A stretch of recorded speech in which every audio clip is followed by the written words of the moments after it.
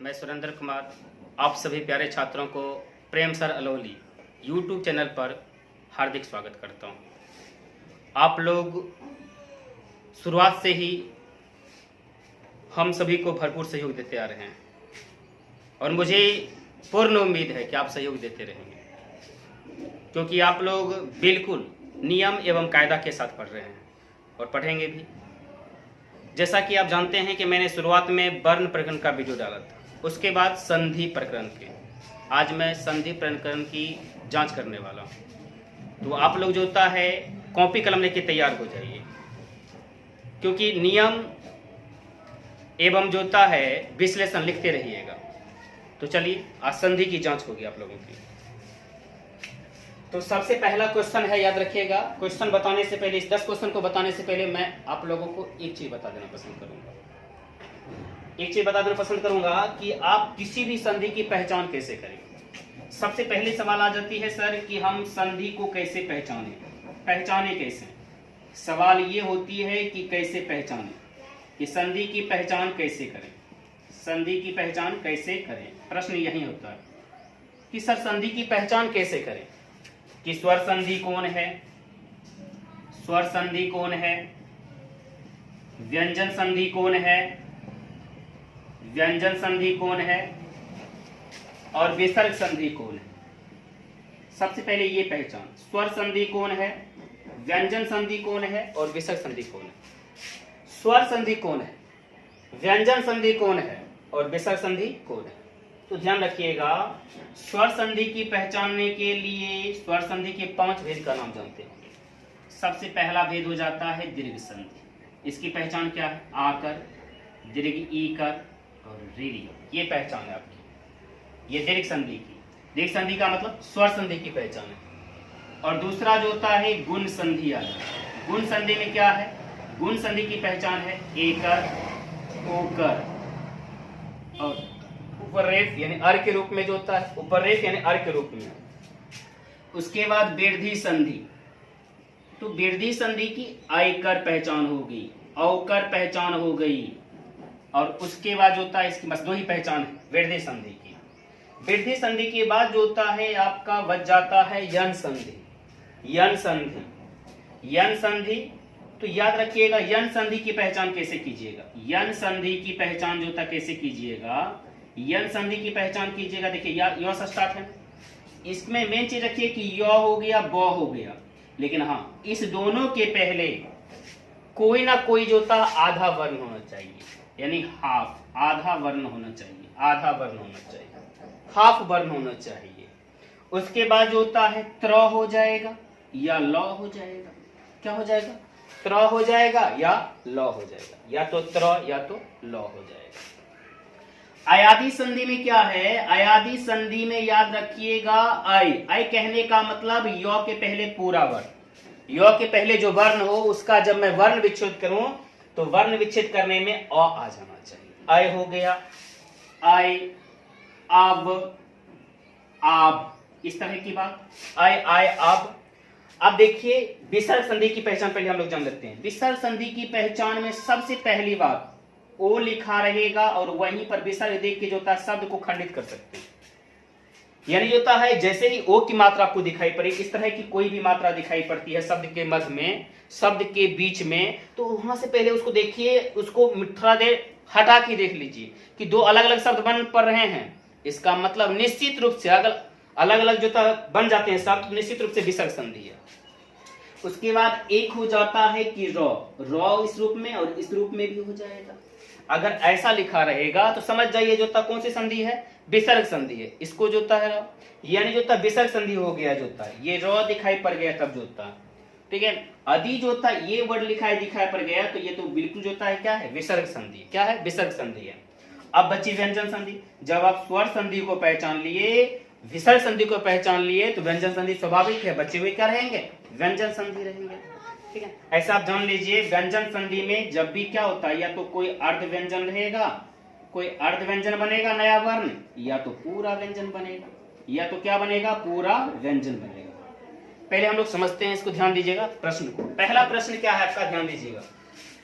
First प्रश्न क्यों नजर डालते हैं? पहला प्रश्न ध्यान देते रहिएगा आप लोग, बिल्कुल जो होता है बना लीजिए। सबसे पहले देख लीजिएगा थोड़ा सा जो होता है, सदैव किस संधि का उदाहरण है? सदैव किस संधि का उदाहरण है? तो जरा देख लीजिए पहले मात्रा वाला, यहां से यहां तक देख लीजिए। पहले मात्रा की अगर बात करें, यहां से यहां तक पहले मात्रा की बात करें तो स्वर संधि हो जाता है। तो कहता है व्यंजन संधि है कि स्वर संधि है कि विसर्ग संधि है कि हिंदी संधि है। तो याद रखिएगा, तो आप यहाँ बोलिएगा व्यंजन संधि है सर, तो व्यंजन संधि में बताइए अर्ध व्यंजन या पूरा व्यंजन न। लेकिन इसमें देखिए सदैव जो कहते हैं यहाँ पर, ये जो देख रहे हैं इसी पहचान से तो आप पकड़ लिए होंगे कि क्या है, स्वर संधि। पकड़ लिए होंगे स्वर संधि है। और स्वर संधि में भी कौन सी संधि है? तो देख लीजिए यहाँ डबल वाले क्या होता है, वृद्धि संधि है। क्या है? वृद्धि संधि है। पकड़ लिए। अब तपोवन, मैंने क्या बोला जस्ट देखिए, अभी जस्ट मैंने बोला था कि ओकर को देखिए, ओकर को जैसे ही देखिएगा, इस ओकर को जैसे ही देखिएगा तो उससे पहले देखिए एक शब्द है, देखिए यहाँ आपने ओकर देखा, ओकर से पहले देखिए एक शब्द बनता है तप, उससे बड़ा शब्द दूसरा शब्द बन गया बन। इसका मतलब ये कौन सी संधि है? विसर्ग संधि। कौन सी संधि है? विसर्ग संधि। तपोवन क्या हो गया? तपोवन। अब गणेश देख लीजिए, तो गणेश में यहाँ देखिए तो क्या हुआ, एकर की मात्रा देख लिए, इसका मतलब कौन सी संधि है? जो होता है स्वर संधि। लेकिन स्वर संधि तो लिखा हुआ नहीं चार ऑप्शन में, तो स्वर संधि नहीं लिखा हुआ तो स्वर संधि के भेद होंगे। तो भेद में कौन से भेद होंगे? तो गुण संधि के, गुण संधि में एकर की मात्रा, इसका मतलब जो होता है गुण संधि हो जाएगा। क्योंकि वृद्धि संधि की पहचान देख लीजिए, ऐकर औकर, ऐकर और औकर है। वृद्धि संधि में क्या है? ऐकर और औकर है। दीर्घ संधि में तो आ दीर्घ ई है। अब कहता इत्यादि का संधि विच्छेद करें। ध्यान दीजिए आप लोग, इत्यादि का संधि विच्छेद करें, इत्यादि का संधि विच्छेद करें। तो इत्यादि का संधि विच्छेद जो कह दिया तो सबसे पहले इत्यादि देखेंगे कौन सी संधि है।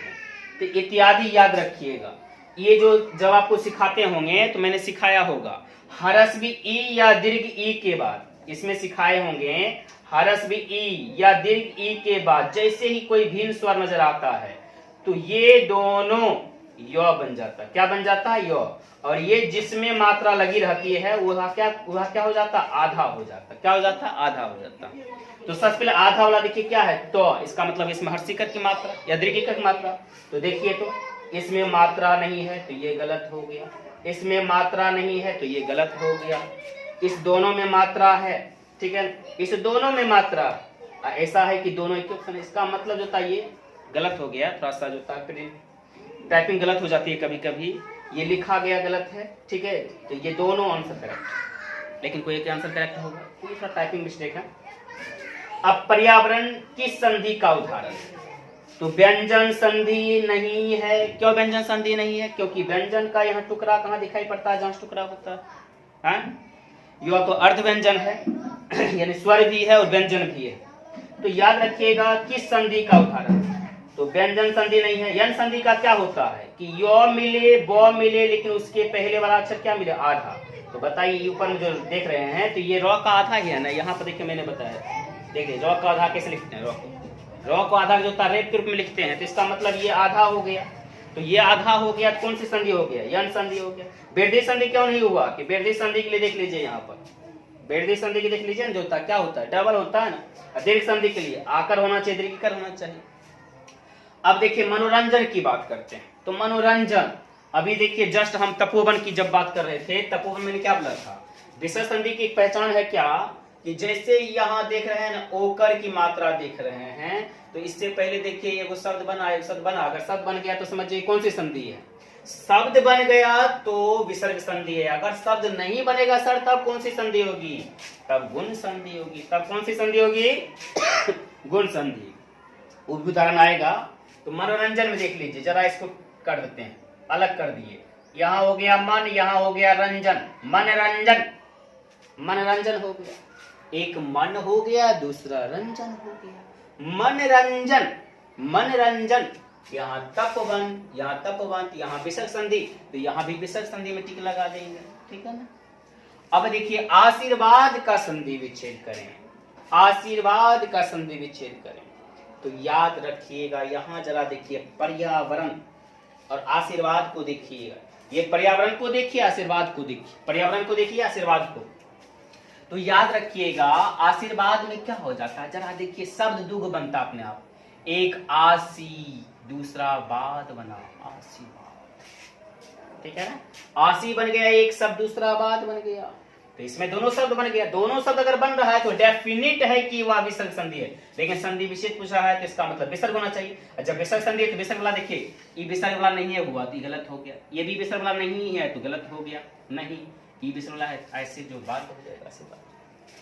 हाँ, आशीर्वाद एक कठिन शब्द है। कभी कभी बच्चे क्या करते हैं, बच्चे को जब आप लिखने दीजिएगा तो देखिए बच्चे जो तक क्या करते हैं, बच्चे जो तक अक्सर जो होता है ऐसे लिखेंगे आशीर्वाद, जो कि ये गलत शब्द है, ठीक है ना, गलत शब्द है, ये सही शब्द नहीं है।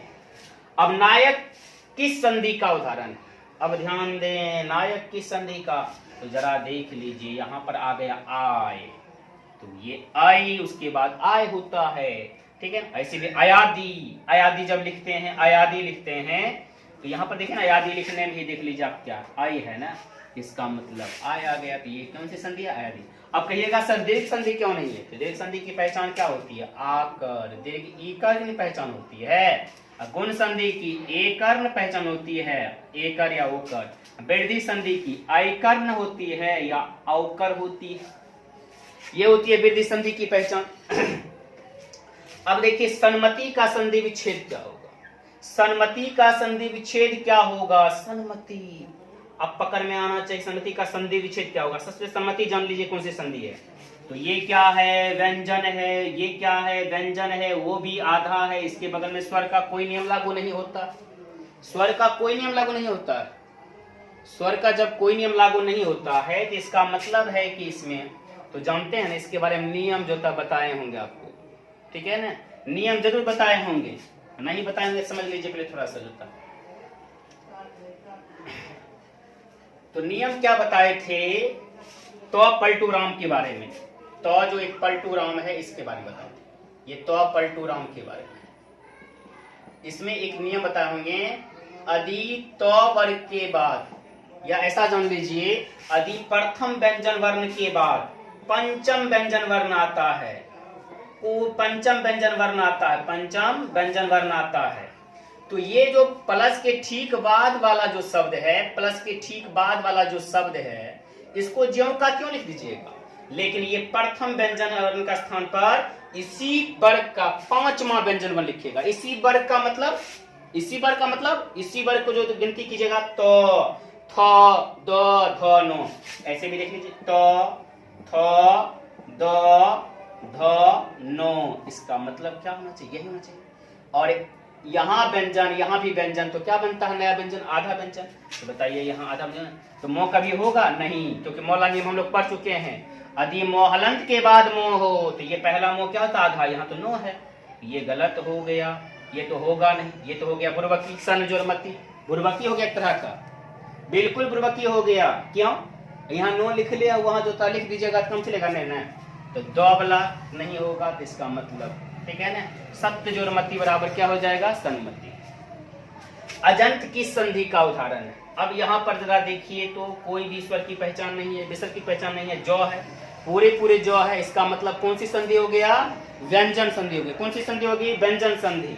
तो याद रखिएगा, इसके लिए नियम पढ़ाए थे हम आपको, ध्यान दीजिएगा, नियम क्या पढ़ाए थे, यदि प्रथम व्यंजन वर्ण के बाद, यदि प्रथम व्यंजन वर्ण के बाद, यदि प्रथम व्यंजन वर्ण के बाद, ठीक है ना, यदि प्रथम व्यंजन वर्ण के बाद कोई स्वर आता है, कोई स्वर आता है, या तीसरा चौथा व्यंजन वर्ण आता है, तो ये प्रथम व्यंजन वर्ण के स्थान पर क्या हो जाएगा, तीसरा व्यंजन वर्ण हो जाएगा, क्या हो जाएगा, तीसरा व्यंजन वर्ण हो जाएगा, क्या हो जाएगा, तीसरा व्यंजन वर्ण हो जाएगा। तीसरा कहने का मतलब यदि यहाँ पर चौ है तो यहाँ पर क्या हो जाएगा, जौ, लेकिन स्वर रहेगा तो पूरा पूरा, व्यंजन रहेगा तो क्या हो जाएगा, आधा हो जाएगा। तो बताइए यहाँ पर क्या हो जाएगा, व्यंजन संधि, अजंत की संधि कौन है, व्यंजन संधि। स्वर संधि क्यों नहीं होगा, क्योंकि इसका तमाम नियम पालन नहीं करता है, विसर्ग संधि में तो देखिए करते हैं, इतना नियम तो पालन ही नहीं है, इसीलिए क्या हो जाएगा, व्यंजन संधि होगा। तो उम्मीद करते हैं कि ये 10 सवाल सही हुआ होगा आप लोगों को, 10 सवाल जो होता है, तो पहले एक बार जो होता है इसे देख लीजिए जो होता।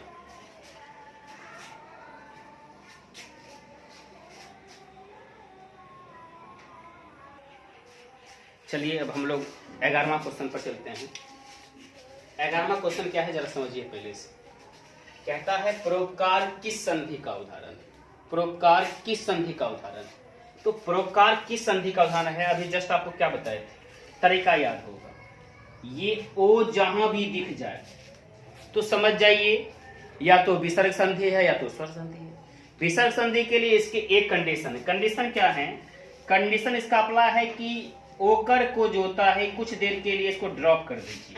और इससे पहले देखिए एक शब्द है पूरा, मतलब बिल्कुल जो होता सार्थक शब्द है, और इसके बाद देख लीजिए सार्थक शब्द है। अगर दोनों तरफ सार्थक शब्द है, इसके दोनों तरफ सार्थक शब्द है तो समझिए विसर्ग संधि है, और सार्थक शब्द नहीं है तो स्वर संधि है। और स्वर संधि में कौन सा भेद होगी? गुण संधि, क्योंकि ओकर की मात्रा गुण संधि में, देख सकते हैं आप गुण संधि में ओकर की मात्रा। तो पहला यहाँ देख लीजिए परोपकार, जरा देखिए इसको जो था हम कुछ देखिए ड्रॉप करते हैं, इसको ड्रॉप किए।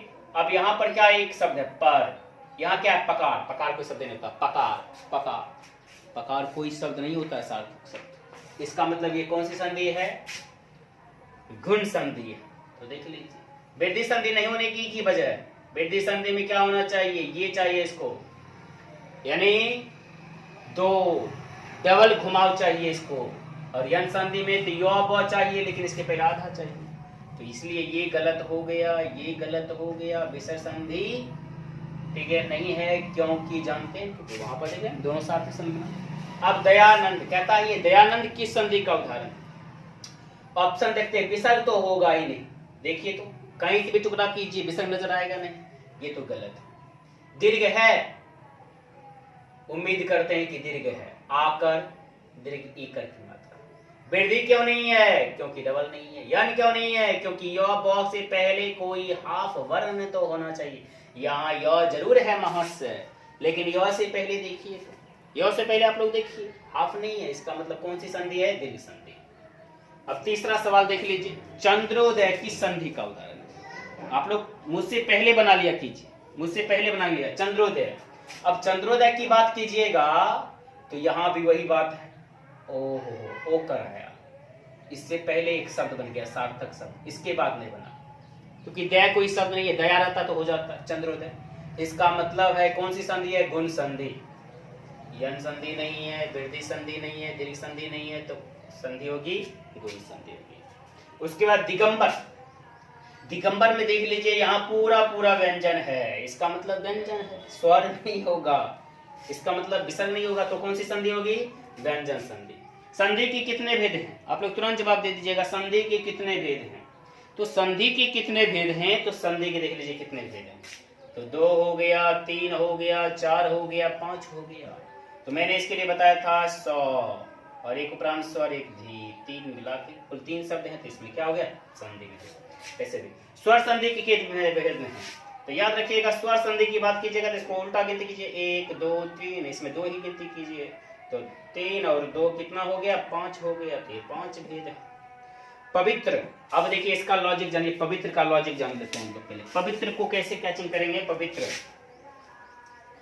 सवाल है, देखिए बहुत सारे सवाल मैंने जो लिखा है उसमें पूरा सवाल क्यों लिखा है, तो कि आप इससे समझ जाते हैं कि मनोयोग का संधि विच्छेद करने की करता है, इसलिए हम आगे सवाल नहीं लिखते, क्योंकि ये समझ जाते होंगे कि मनोयोग का संधि विच्छेद करें ऐसा बोला जा रहा है।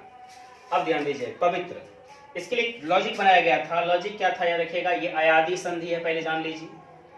अयादी संधि में यो का एक लॉजिक बनाया गया था, एकर की मात्रा चाहिए। यो क्या करता है? एकर की मात्रा चाहता है। यो क्या करता है? एकर की मात्रा। और आय ये क्या चाहता है? आयकर की मात्रा। इसके बदले में आय लिखते हैं, इसके बदले में यो लिखते हैं। ठीक उसी प्रकार ओकर के बदले में यहाँ क्या लिखते हैं? वो। और औकर के बदले में हम क्या लिखते हैं? आव लिखते हैं। क्या लिखते हैं? आव लिखते हैं औकर के बदले में। तो यहाँ यो हो गया, यहाँ आय हो गया, यहाँ वो हो गया, यहाँ आव हो गया। आप लोग बिल्कुल समझ रहे होंगे। यहाँ जो होता है यो, यो कहने का मतलब एकर की मात्रा, या एकर की मात्रा है तो यो होना चाहिए, और आयकर की मात्रा है तो आय होना चाहिए, ओकर की मात्रा होना चाहिए वो होना चाहिए, औकर की मात्रा है तो आव होना चाहिए। ठीक है, तो यहाँ पर जरा देख लीजिए पवित्र है, तो सबसे पहले जो था एक चीज तो कॉमन नजर आया आपको, इत्र सब में नजर आया, इत्र सब में नजर आया, देख लीजिए इत्र सब में नजर आ गया। लेकिन यहाँ देखिए, यहाँ बो तो होगा ही नहीं क्योंकि बो बन रहा है, ये दोनों ऑप्शन तो पहले ही गलत है। इसका मतलब ये या ये, तो देख लीजिए ये डबल वाला में क्या होता? आप है ही नहीं, इसका मतलब ये जो था गलत है। सही कौन है? डी सही है। मनोयोग, अब ट्रिक वही लॉजिक, ओकर या तो गुण संधि या तो विसर्ग संधि, या तो गुण संधि या तो विसर्ग संधि। विसर्ग संधि तो विसर्ग पहचानना चाहिए, लेकिन ओकर तो गायब, ये ओकर गायब, इस ओकर को गायब करते हैं। चलिए यहां से गायब कर दिए। अब बच गया मन योग, पहले मन योग खोजते हैं। यहाँ तो मनो मिल गया तो गलत है, पहले ही ऑप्शन गलत है। यहाँ भी मन मिल गया, यहाँ भी मन मिल गया, लेकिन यहाँ अयोग है, यहाँ तो योग है, ये तो पहले गलत, इसकी वजह से ये गलत हो गया ऑप्शन। तो सही ऑप्शन क्या हो गया, मना प्लस योग बराबर क्या हो गया, मनोयोग हो गया। दिगंबर, अब देखिए दिगंबर सबसे पहले ये आ गया, तो ये कौन सा वर्ण है, तीसरा व्यंजन वर्ण है। कौन सा व्यंजन है, तीसरा। और तीसरा कौन व्यंजन वर्ण बनता है, तो याद रखिएगा प्रथम व्यंजन वर्ण बनता है। तो जरा प्रथम खोजते हैं, यहाँ प्रथम नहीं मिला, गलत है। यहाँ प्रथम मिला भी तो गौ का वाला नहीं मिला, क्योंकि पहला व्यंजन ही तीसरा बनता है, इसका मतलब पहला व्यंजन, तो इसका मतलब गौ का पहला व्यंजन क्या होता है, कौन होता है, तो कौ ही गौ बना होगा ना, तो गौ मिला नहीं आपको, यानी जो होता है कौ मिलेगा, तो ये भी गलत है, इसका मतलब ये सही है। दिक् जोड़ अंबर बराबर क्या हो गया, दिगंबर। स्वर संधि का उदाहरण कौन सा है। अब देखिए लॉजिक आप लोग क्या अभी तक समझे, अभी तक में जो लॉजिक आप समझे हैं, आप लॉजिक क्या समझे, कहता है स्वर संधि का उदाहरण कौन सा, पहले समझ लीजिए, एक बार फिर से समझ लेते हैं। स्वर संधि, स्वर संधि के कितने भेद होते हैं, पहले ये जान लीजिए। स्वर संधि के कितने भेद होते हैं, तो 5 भेद होते हैं। अभी जस्ट पढ़े थे हम लोग दीर्घ संधि, इसमें आकर दीर्घ ईकर और री ये चाहिए। दूसरा गुण संधि, गुण संधि में क्या चाहिए, ध्यान दीजिएगा, एकर की मात्रा या ओकर की मात्रा या अर चाहिए। और वृद्धि संधि, वृद्धि संधि में क्या पहचान चाहिए, वृद्धि संधि में ऐकर या औकर चाहिए, ऐकर या क्या चाहिए, औकर चाहिए, या तो ऐकर चाहिए या तो औकर चाहिए, ठीक है, ऐकर चाहिए या औकर चाहिए, ठीक है, ऐकर चाहिए या औकर चाहिए। अब उसके बाद ध्यान दीजिएगा, वृद्धि संधि में हो गया, उसके बाद जो होता है यन संधि में, यन संधि में य ब हो, लेकिन इसके पहले हाफ वर्ण होना चाहिए। और अयादि संधि में भी जो होता है य ब हो, लेकिन इसके पहले पूरा पूरा यानी 2/2 पूरा वर्ण चाहिए इसमें। और यहाँ पर त्र होगा या तो ल होगा, इसमें तो वही बात। तो ये सब पहचान है, ये सब पहचान है, लेकिन ये सब पहचान देखिए, जरा यहाँ देखिए जो होता है, थोड़ा सा इसकी बात करें, इसमें जो होता है बस वही काम करते हैं। पहले देख लेते हैं गुण संधि, कहीं नहीं ना, गुण संधि आएगा तो संधि हो जाएगा, तो ओकर आ गया, यहाँ से अध आधा गति, इसका मतलब ये हो गया विसर्ग संधि, तो स्वर संधि नहीं हुआ, ये गलत हो गया। और व्यंजन संधि देखिए, अर्ध व्यंजन या पूरा व्यंजन, यहाँ देखिए अर्ध व्यंजन है, ठीक है ना, इसका मतलब ये तो स्वर संधि में आएगा नहीं, क्योंकि ऐसे भी स्टार्ट होता उत जोड़ कर। यहाँ देखिए अर्ध व्यंजन, ये व्यंजन हो गया, ये व्यंजन संधि हो गया, तो क्या हो गया ये। अब कहेगा सर इसका संधि विच्छेद क्या होता है, तो जरा देख लीजिए, क्योंकि य ब आया, आधा नजर आया, तो जिसमें आधा उसमें हर्षों का मतलब दीजिएगा, तो मनुजोर अंतर बराबर क्या होता है, मनवंतर होता है। मनुजोर अंतर बराबर क्या होता है, मनवंतर होता है। क्या होता है, मनुजोर अंतर बराबर क्या होता है, मनवंतर होता है। तो आज के लिए इतना ही काफी, लेकिन मैं आप सभी से एक चीज कहना चाहूंगा, वक्त बीतते जा रहे हैं, वक्त बीतते जा रहे हैं, आप सीखते जा रहे हैं, वक्त बीतते जा रहे हैं, आप सीखते जा रहे हैं। उम्मीद कुछ और कीजिएगा, उम्मीद कुछ और कीजिएगा, हर एक सपना पूरा हो जाएगा। उम्मीद कुछ और कीजिएगा, हर एक सपना पूरा हो जाएगा। केवल आप लोग भरपूर सहयोग देते रहिए, आपके सारे सपने सच हो जाएगा।